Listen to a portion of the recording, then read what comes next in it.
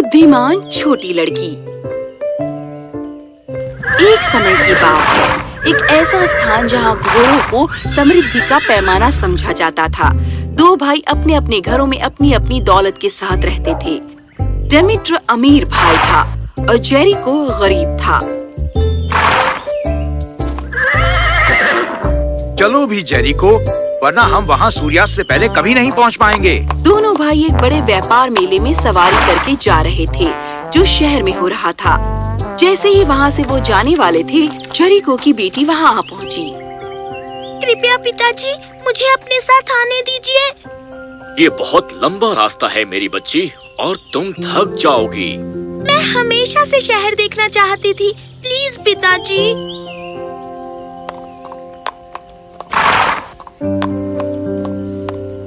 भगवान के लिए बच्ची को आने दो और चलो सफर शुरू करें। मैं अच्छी बच्ची बनूंगी पिताजी, मैं वादा करती हूँ। खैर ठीक है, चलो आ जाओ। वो पूरे दिन सवारी करते रहे और रात होने तक वो शहर के काफी करीब पहुँच गए थे।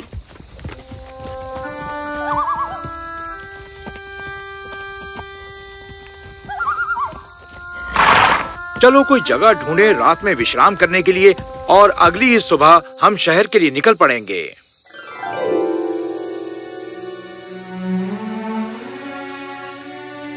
लगता है वहाँ एक कुटिया है। क्या सचमुच? चलो वहाँ चलें।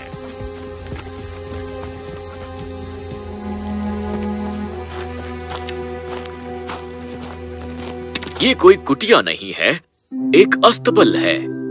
रात में विश्राम करने के लिए ये अच्छी जगह है। देखिए, घोड़ों के लिए वहाँ काफी पानी और चारा है। इतनी शानदार जगह है रात गुजारने के लिए। ठीक है, चलो रात का खाना खाएं और सो जाएं। तो तीनों ने उस रात के लिए अस्तबल को अपना घर बना लिया। अगले दिन वो जल्दी उठे और अपनी यात्रा जारी रखने के लिए तैयार हो गए। चलो भी नोरा, हमें जाना होगा। आ रही हूँ पिताजी। वो क्या था? देखिए, क्या हमारी घोड़ी ने कल रात बच्चे को जन्म दिया? अगर तुम्हारी घोड़ी ने इसे जन्म दिया होता तो घोड़े का बच्चा उसके साथ खड़ा होता, पर वो मेरे स्टैलियन घोड़े के पास आया है। पर चाचा जी, एक घोड़ा कैसे जन्म दे सकता है? ये सच है भाई, पर ये हमारी घोड़ी की तरह लगता है। ये सही है, इसे कुछ चारा और पानी दो और फिर मेरे घोड़े का बच्चा मुझे दे दो। लेकिन भाई, जेरिको, घोड़े 100 रंगों में नहीं आते। शायद ये घोड़े का बच्चा जंगल में भटक गया था और अभी अभी मेरे स्टैलियन के पास आया है। ये जो कुछ भी है, यदि तुम्हारी घोड़ी इसकी माँ होती तो वो सीधा उसके पास जाता। क्योंकि ये मेरे स्टैलियन के पास आया है, ये मेरा है।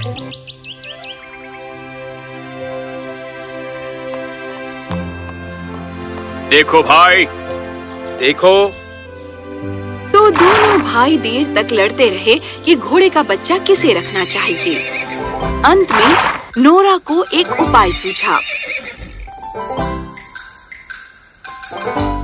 पिताजी, चाचा जी, हम शहर में क्यों नहीं जाते? क्या वहाँ बुद्धिमान राजा नहीं रहता?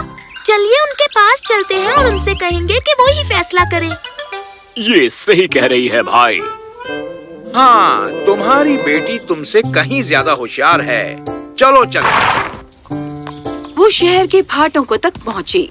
इस बीच जब भाई पहरेदारों से बात कर रहे थे, नोरा ने एक इख्तियार पढ़ा जिस पर एक चोर का चित्र था जो पास के पेड़ पर लगा था। इश्तहार में लिखा था, चोर, जो कोई भी राजा को इस चोर के बारे में बताएगा उसे 100 सोने की मोहरे का इनाम दिया जाएगा। भाइयों ने राजा को सब कुछ बताया। खैर, क्या ख्याल है तुम्हारा? ये तो सचमुच बहुत कठिन है महाराज। यदि घोड़ी घोड़े के बच्चे की माँ होती तो घोड़े के बच्चे ने उसका दूध पिया होता। पर देखा जाए तो घोड़े का बच्चा अमीर भाई का भी नहीं है। वो केवल लालच के कारण लड़ रहा है। वैसे तो इसके पास अपने खुद के बहुत से घोड़े हैं और वो आसानी से इस गरीब भाई को घोड़े का बच्चा दे सकता है। खैर, चलो देखो, चाहे भाई अमीर हो या गरीब, तकदीर के कारण या अपनी बुद्धिमत्ता के कारण या उसकी कमी के कारण। महाराज, आपकी क्या करने की इच्छा है? खैर, जब वजह खत्म हो जाती है तो बुद्धिमत्ता ही काम आती है। चलो देखें इनमें से कौन सा भाई बुद्धिमान है। खैर, क्योंकि घोड़े का बच्चा तुम दोनों में से किसी का नहीं है, मैं तुमसे एक प्रश्न पूछूंगा। जिस किसी के उत्तर से मैं प्रसन्न हूँ उसे ही घोड़े का बच्चा मिलेगा। तो राजा ने भाइयों से प्रश्न पूछा। संसार में सबसे तेज चीज क्या है? संसार में सबसे नर्म चीज क्या है? और संसार में सबसे बेशकीमती चीज क्या है? हर कोई राजा के इस अजीब प्रश्न से भौंचक्का रह गया। वो सब उत्सुकता से उस जवाब का इंतजार कर रहे थे जो भाई देने वाले थे। डिमित्र ने सोचा कि अगर अपने जवाब से वो राजा की प्रशंसा करेगा तो राजा उसकी तरफदारी करेगा, तो उसने जवाब दिया। खैर, ये बहुत आसान है महाराज। आपके घोड़े से और तेज क्या हो सकता है हुजूर? आपके बिस्तर से नर्म और क्या हो सकता है? और बेशक आपके राजकुमार से बेशकीमती और क्या हो सकता है? तुम्हारा जवाब क्या है जेरिको?